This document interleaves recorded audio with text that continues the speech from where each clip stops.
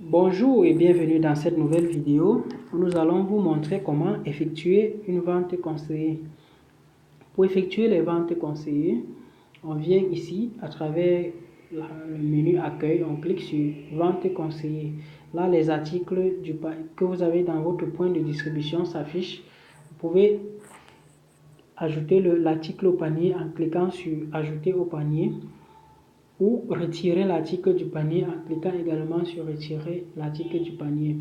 Une fois que vous sélectionnez l'article, il apparaît dans le panier directement. Également, vous pouvez voir le nombre d'éléments qu'il y a dans le panier. Présentement, nous avons 2 éléments. Si on ajoute un 3e élément, on passe à 3 dans le panier. Allons à présent pour voir les différents détails de l'article dans le panier.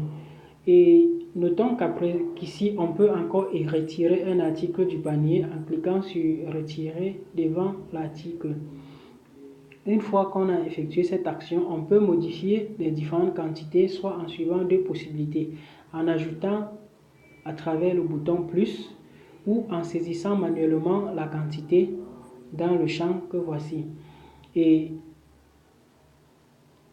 pour retirer un article du panier, pour diminuer une quantité, on peut également suivre 2 options, donc soit en cliquant sur le bouton moins ou en saisissant manuellement la quantité de l'article dans la zone de test. Donc, à l'en-tête, vous voyez le montant de la quantité totale de l'article et l'équivalence en termes de montant total. Allons à présent dans le check-out pour voir les articles que nous avons sélectionnés afin d'enregistrer ces différents articles. Donc vous voyez les articles qui sont là. On clique sur enregistrer pour enregistrer la vente. Donc vous voyez les différentes quantités ont été modifiées sur le tableau de bord. Pour pouvoir maintenant synchroniser ces ventes, on part dans mes ventes. Dans mes ventes, vous voyez les articles des ventes qu'on vient d'effectuer sont là. Donc, ces ventes sont là, avec le statut non synchronisé. Pour synchroniser ces ventes, on clique sur synchroniser.